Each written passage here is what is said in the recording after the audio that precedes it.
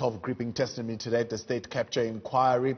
To help us unpack the unfolding of today's event, I'm joined by Newzroom Afrika's senior reporter, Thabo Mdluli. Thabo, good evening and thank you very much for joining us tonight. It started off with the Deputy Chief Justice, of course, reading that statement saying, I'm taking this precedent from the Safo case, which also had a similar application of the recusal of the presiding officers, and almost immediately going to address this whole issue of their relationship with former President Jacob Zuma. What are we learning? Well, we certainly are learning that as far as the Deputy Chief Justice Raymond Zondo, the Commission Chair, is concerned, the issue of a personal relationship is a bit far-fetched. He went so far as to detail that he has not had any particular lengthy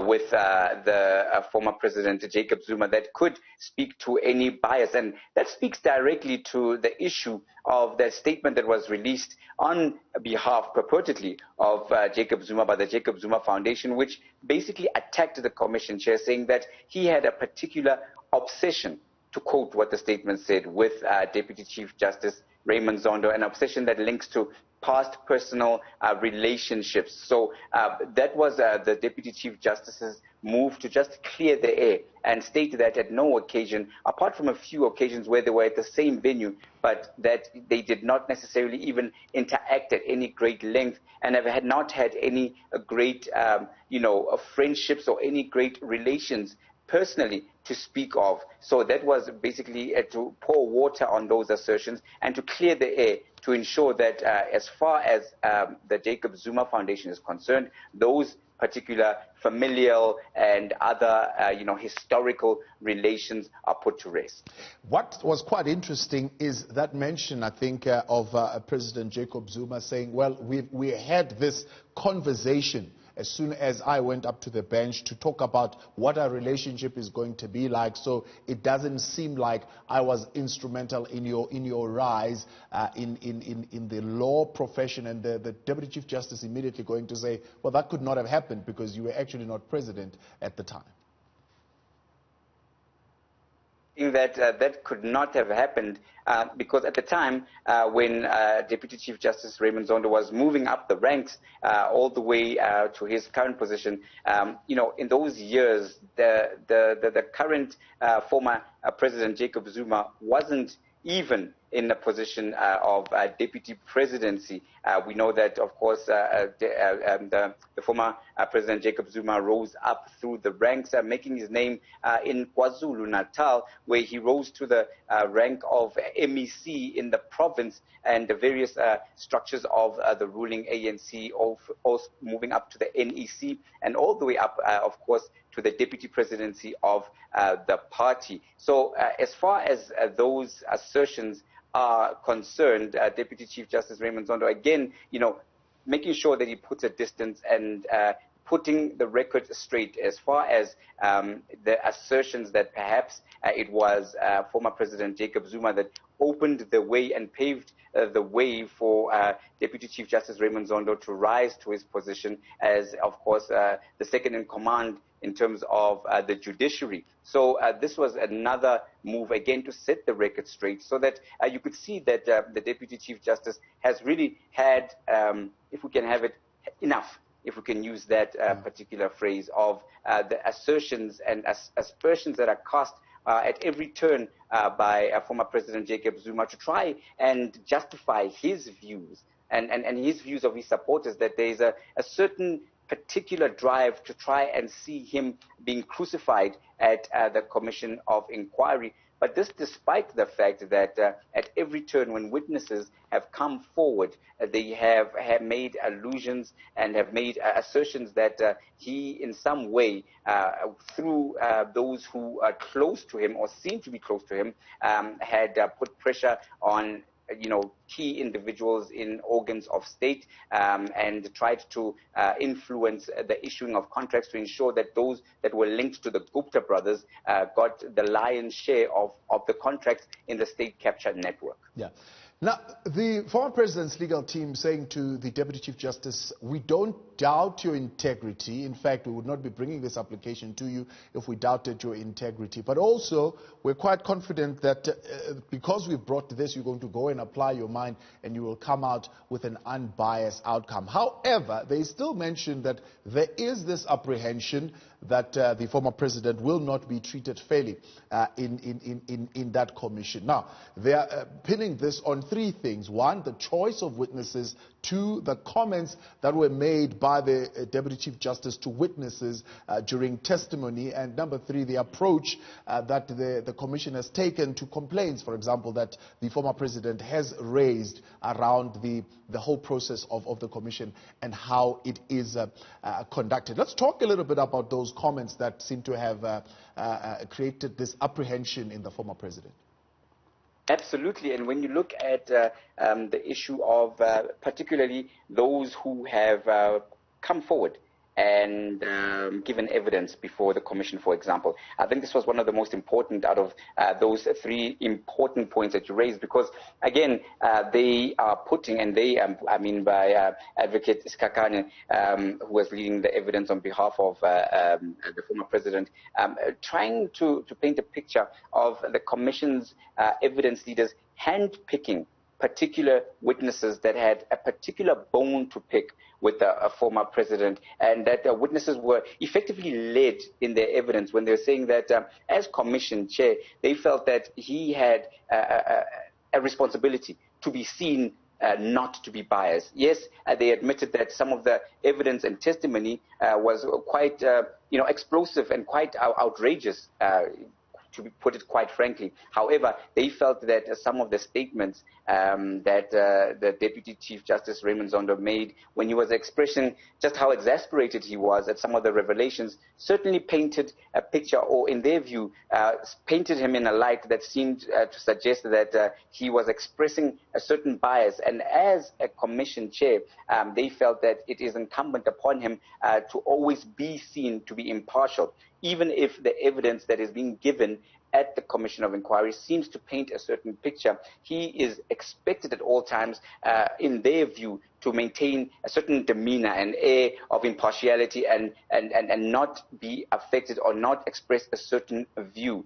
So they were saying that, with all due respect, some of the testimony, in their own words, especially led by the evidence leader, Advocate Skakane, some of the evidence was quite outrageous and quite explosive and quite controversial. However, he also stated and stressed particularly that this evidence, in the view of the former president, was evidenced by those who had been handpicked by the Commission of Inquiry, people who were handpicked by the evidence leaders to push a certain narrative, and even the line of questioning they raised concerns about. This is the team from the former president, Jacob Zuma, that the line of questioning seemed to lead the witnesses on, and they felt that this was a particular problem. But then, of course, the Commission's legal team, led by Advocate Paul Pretorius, hit back, saying that it is really impossible when you look at the number of witnesses, over 200 of them,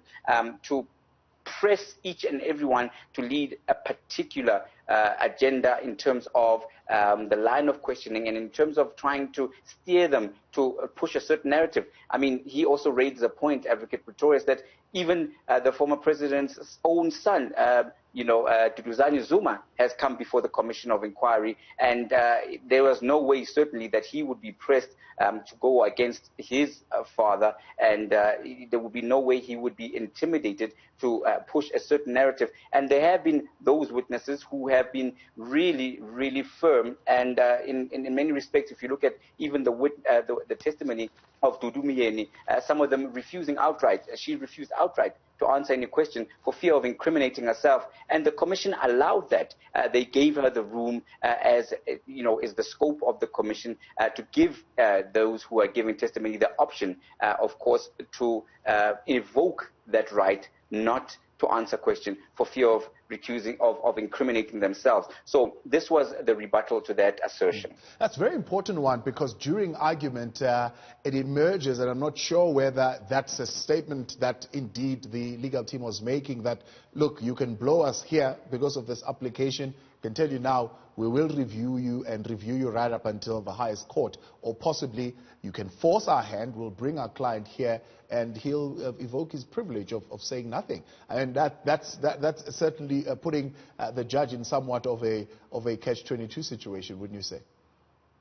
Absolutely, a catch-22 situation, because now he's faced with the prospect of making a decision on whether to go ahead with a witness that potentially, in fact, this was another issue that was taken up by the evidence leader, that at every turn it seems that the former president Jacob Zuma has failed to adhere and to meet the commission halfway, despite the commission trying to accommodate him, even going so far as to say, because of his concerns of his advanced years and the COVID-19 situation, for fears of being exposed, the former president was given an option to even, testify remotely.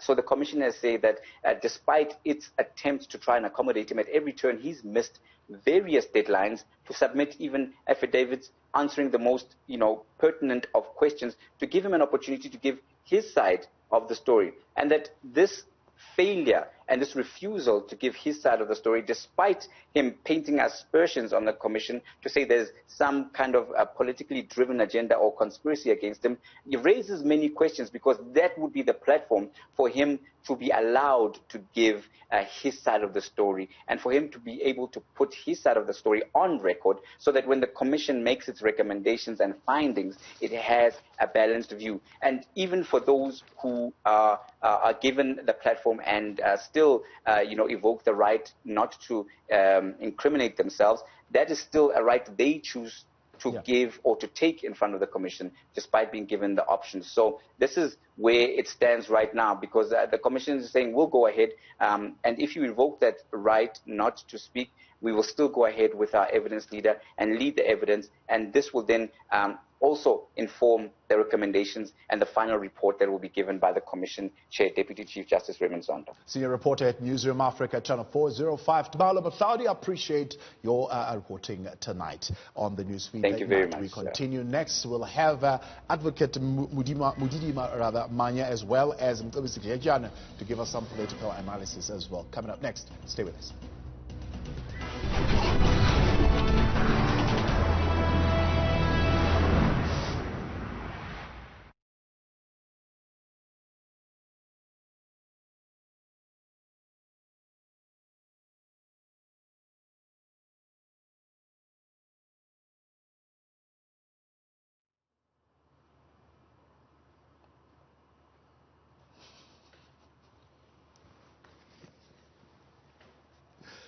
Prof, good evening. Hey, good evening. Are you well? I'm all right, man. How are you? No, good. We're coming to you next. All right. Okay, cool. Advocate Modidima, good evening. Good evening. Yes, I can hear you loud and clear. We're coming to you as well in the next segment.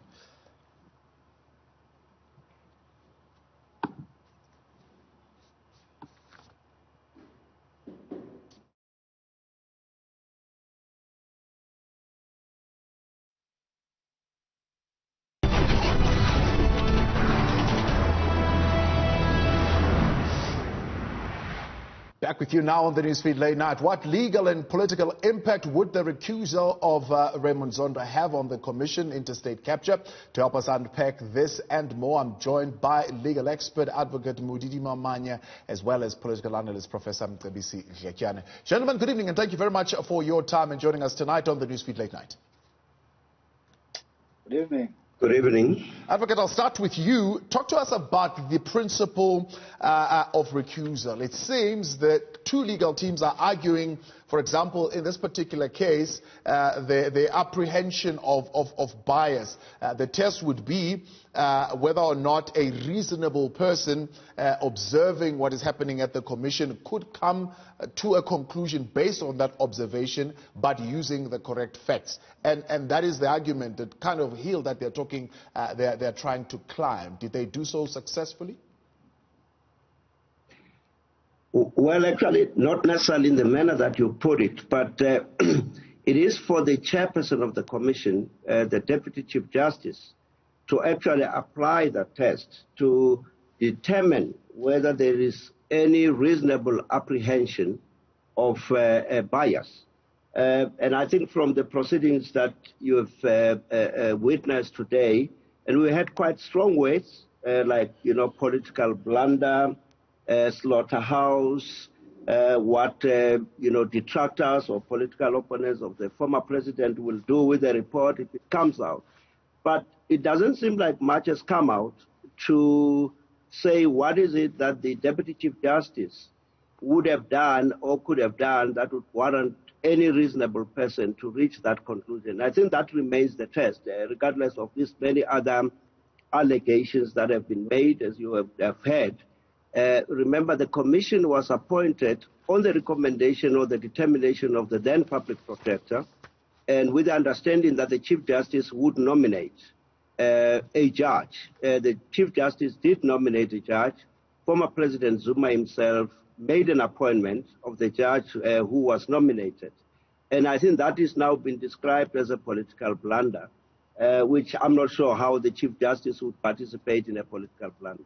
So one of the issues that are being raised, particularly on that, the approach of the legal team of the president, is that they are saying, well, we have raised questions around the establishment of this commission, particularly around the fact that there is only one person who's sitting on such a big commission, and that is the Chief Justice. And now they're bringing the application for recusal, and I mean, the whole thing just literally falls apart into pandemonium, because it's that single judge that would have to look into that matter. Did they make a mistake by only having one person there? Well, I'm not even sure what is the relevance of whether there's one or two judges to the question of the recusal. The recusal is directed at the Deputy Chief Justice who has been appointed. It's as good as you asking, why doesn't a State Department has two Directors General because it's big? The people who took the decision, and I think the Deputy Chief Justice has also said that he applied his mind about the question whether he should request an additional judge or two to sit with him. But of course, there are legal issues around how that would happen. So the question of whether the commission was lawfully established, and I think anybody who had a problem with whether the commission was properly appointed or properly structured ought to have gone to court to have it set aside or corrected for that purpose. But how it was structured, who structured it, is a lawful process. It's irrelevant to whether the Deputy Chief Justice must recuse himself. It's not the commission that must be recused. It's the chairperson of the commission who must be recused. And the test is about whether there's a reasonable apprehension of him being biased, not whether the Chief Justice was biased when he nominated him, or whether the former President Zuma was biased when he appointed him. I mean, in essence, what we have been told is that the former president didn't apply his mind, and that cannot necessarily be correct. He has said that he has applied his mind. Now, Professor Ndletyana, let's bring you in here. I mean, in politics, one would say the former president throwing a salvo there, by the fact that he says, look, I have this apprehension that because of the way that you've been nice to Barbara Hogan, you even thanked her for coming to the commission, the way that you've kind of suggested certain questions to Pravin Gordhan, it gives me this apprehension that you might not be able to apply your mind impartially in all the matters, as opposed to the followers of the former president Jacob Zuma. That's the kind of message that they want to hear. Well, they might as well want to hear that message, but they have to prove that the judge is being biased. there's a test that they have to meet. In fact, the fact that they haven't provided any details actually proves that they don't really have anything substantive to prove bias. They have alleged a number of things that Zuma and the judge are friends, and the judge simply threw that out convincingly. That I've never been to your house, I've never attended any of your relatives' funerals. So part of their evidence, part of their case that the judge must excuse himself has pretty much been blown out. And now what they're left with is that he fears that the judge might be biased purely based on what he might have said and how he dealt with people. But what we know, what you and I know, Thabo, and everybody else who's been watching this, is that the judge is overly nice, very courteous, and defers to people naturally. And he did that to Mr. Zuma, he did that to Ndletyana Zuma, to everybody who's appeared before that commission. So courtesy cannot be interpreted to mean bias. I mean, that's really stupid, right? It's not really a strong case to make. So I don't think they have built up a case to show that there is bias. I don't think anybody who has watched this thing can ever accuse this judge of prejudice.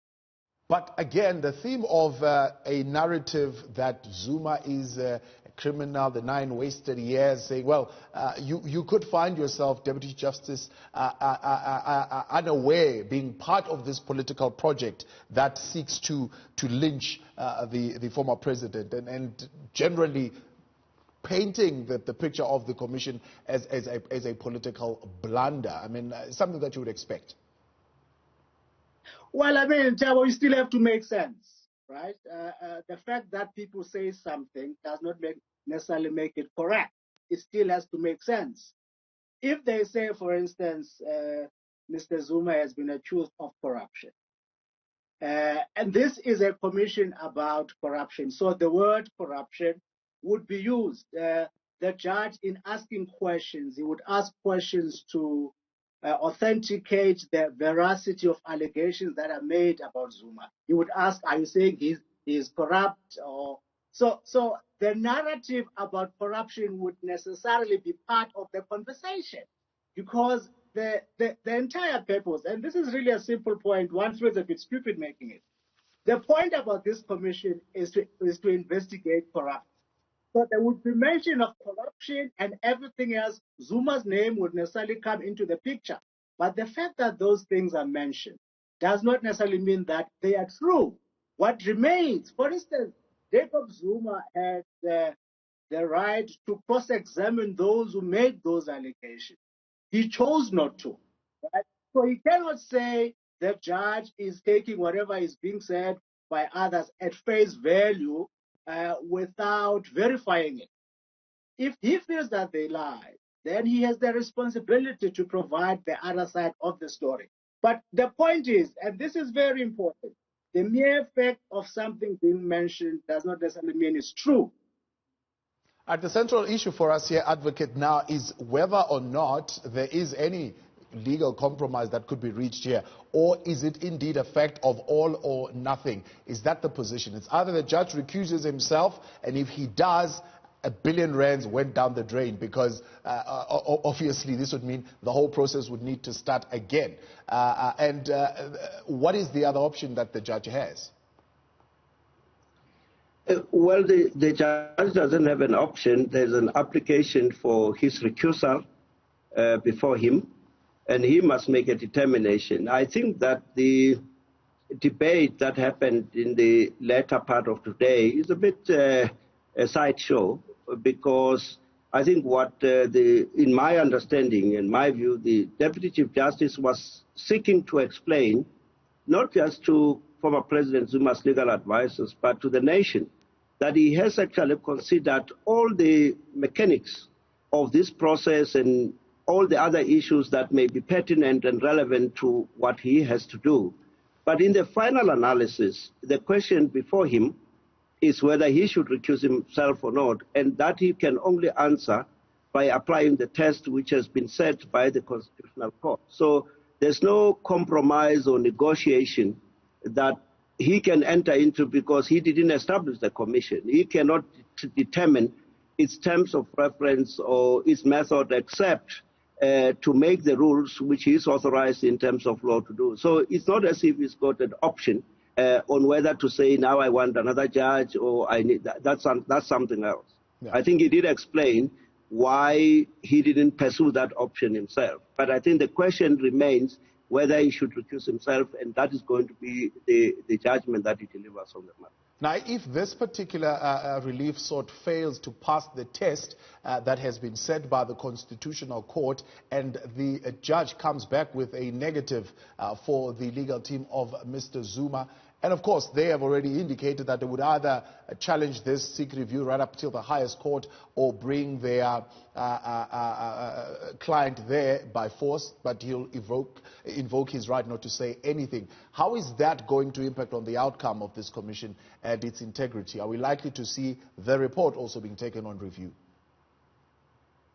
Well, firstly, with or without a recusal, former President Zuma has a constitutional right to remain silent if he deems it fit in the circumstances. So his decision to remain silent is not dependent on whether the judge recuses himself or not. It depends on his election to exercise his rights in the same way that he would exercise his right not to cross-examine those who have implicated him.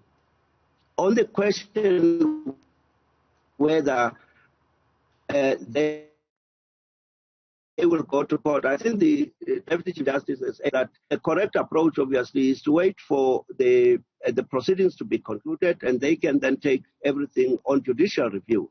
But even then, you must remember that there's only one application related to one implicated person. So it is not as if everything will be set aside simply because the one person is unhappy and the court rules in his favor.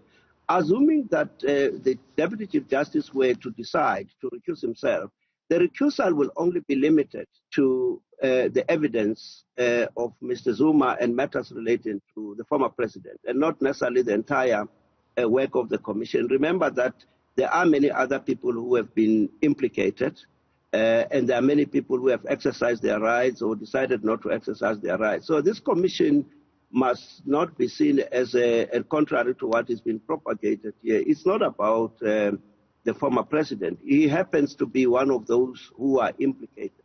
Maybe one should take your viewers back to the beginning of this commission, that certain allegations were made about certain people by a witness who appeared before the commission. And in subsequent appearances, this witness did retract some of the evidence that she had given at the commission. And I think that tells you the fact that, and I think my colleague is right, that the mere fact that an allegation is made doesn't mean that allegation is proven. The purpose of this exercise is to interrogate. I'm going to leave it there for tonight. I appreciate your time, Advocate Modidima, Mannya, as well as Professor Mcebisi with that analysis.